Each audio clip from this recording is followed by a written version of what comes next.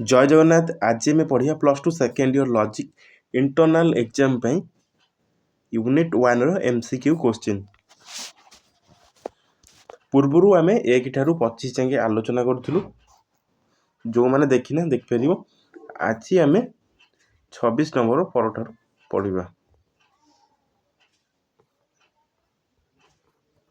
26 number question.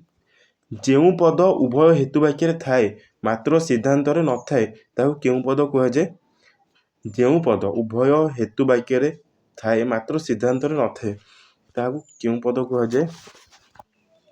साध्य पद, पक्ष पद, हेतु बा मध्यम पद कौन सी ठीक नुहे।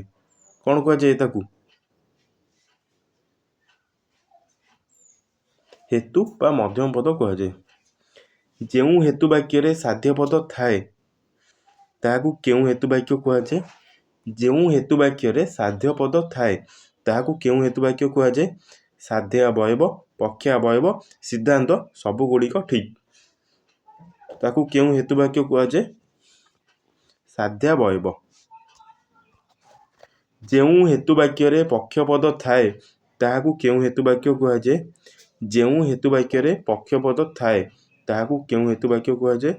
साध्यावयव, पक्षावयव, सिद्धांत सबुगुड़िक ठीक क्यों हेतुवाक्य कहुए। पक्षपद जो हेतुवाक्य थाए पक्षावयव कहुए।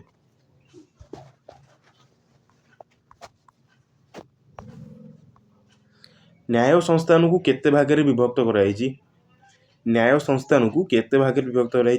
2 भाग में, 3 भाग में, 4 भाग में, 5 भाग में। केते भाग में विभक्त कराई। 4 भाग में विभक्त कराई। जो संस्थान हेतुपद, साध्यपदर उद्देश्य एवं पक्षपदर विधेय रूपे अवस्थान करे क्यों संस्थान कहुए। जो संस्थान हेतुपद, साध्यावयवर उद्देश्य एवं पक्षावयवर विधेय रूपे अवस्थान करे क्यों संस्थान कहुए। प्रथम, द्वितीय, तृतीय, चतुर्थ क्यों संस्थान कहुए। प्रथम संस्थान कहुए। जो संस्थान हेतुपद उभय साध्यावयव और पक्षावयवर विधेय रूपे अवस्थान करे क्यों संस्थान कहुए। प्रथम संस्थान, द्वितीय संस्थान, तृतीय संस्थान, चतुर्थ संस्थान क्यों संस्थान कहुए। द्वितीय संस्थान।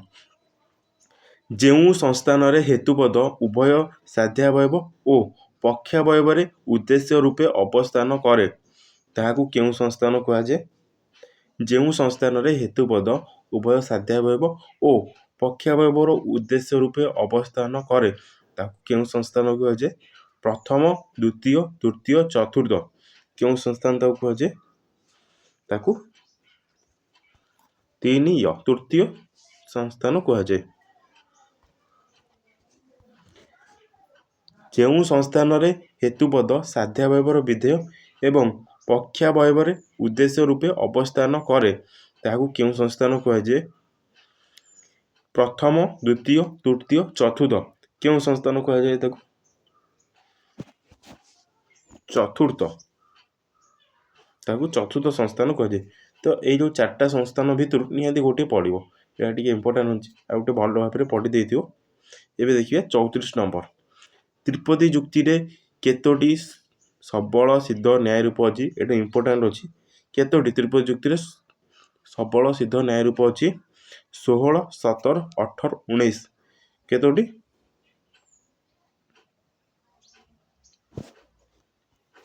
19 टी।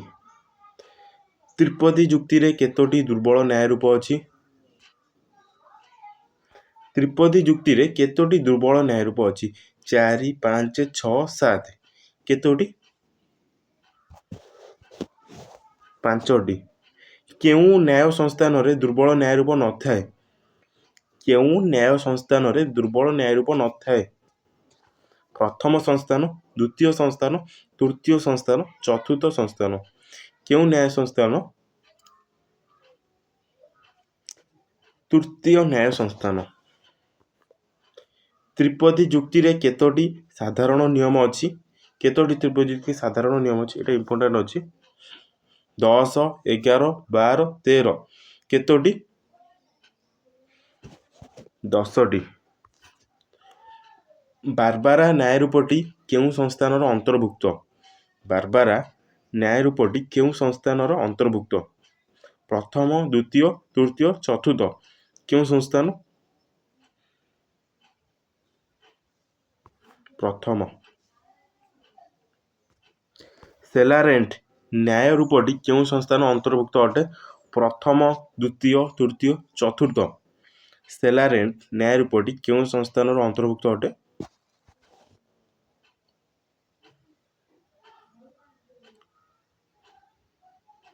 ପ୍ରଥମ।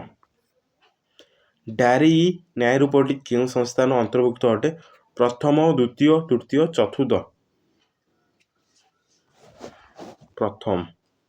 ଫେରିଓ ନ୍ୟାୟ ରୂପଟି କେଉଁ ସଂସ୍ଥାନର ଅନ୍ତର୍ଭୁକ୍ତ ଅଟେ? ଫେରିଓ ନ୍ୟାୟ ରୂପଟି କେଉଁ ସଂସ୍ଥାନର ଅନ୍ତର୍ଭୁକ୍ତ ଅଟେ? ପ୍ରଥମ, ଦ୍ୱିତୀୟ, ତୃତୀୟ, ଚତୁର୍ଥ। କ'ଣ ହେବ ଏଇଟା? ପ୍ରଥମ।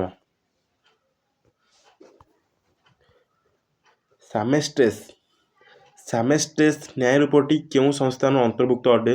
ପ୍ରଥମ, ଦ୍ୱିତୀୟ, ତୃତୀୟ, ଚତୁର୍ଥ। କେଉଁ ସଂସ୍ଥାନ? ଦ୍ୱିତୀୟ। ଶେଷରେ ନ୍ୟାୟ ରୂପଟି କେଉଁ ସଂସ୍ଥାନର ଅନ୍ତର୍ଭୁକ୍ତ ଅଟେ?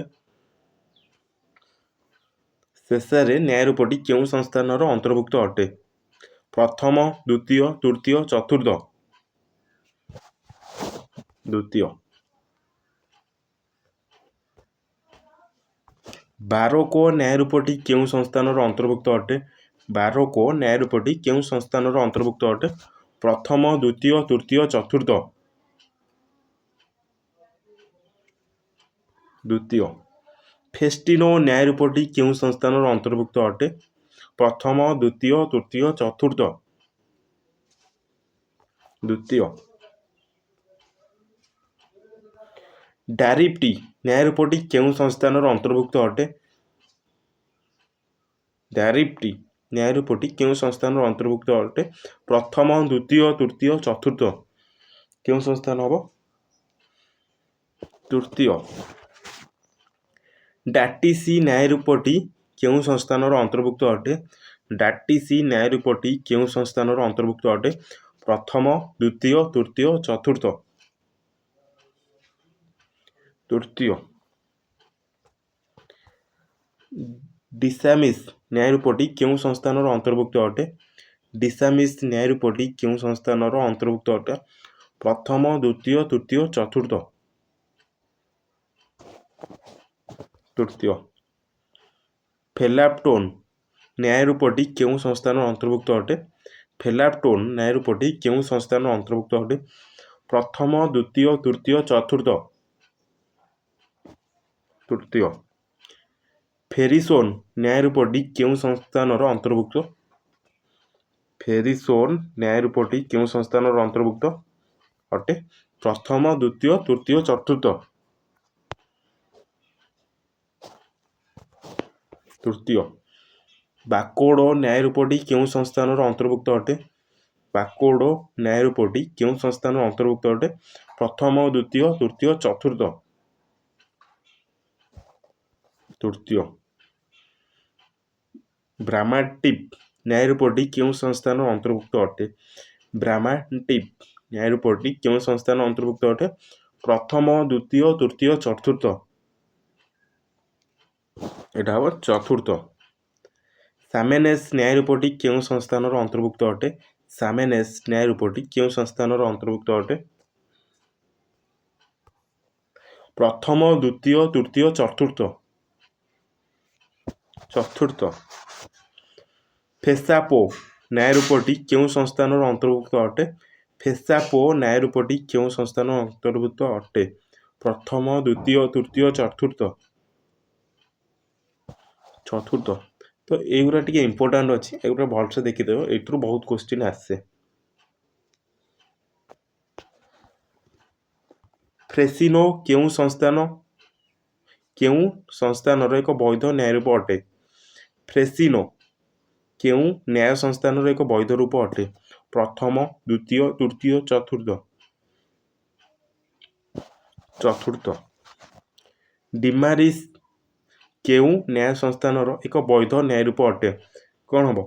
ପ୍ରଥମ, ଦ୍ୱିତୀୟ, ତୃତୀୟ, ଚତୁର୍ଥ। ଚତୁର୍ଥ। ତ ଏଇସବୁ ଟିକେ ଭଲସେ ପଢ଼ିବ, ଆ ଭିତରୁ ବହୁତ କୋଶ୍ଚିନ୍ ଆସେ। ଆଜି ପାଇଁ ଏତିକି।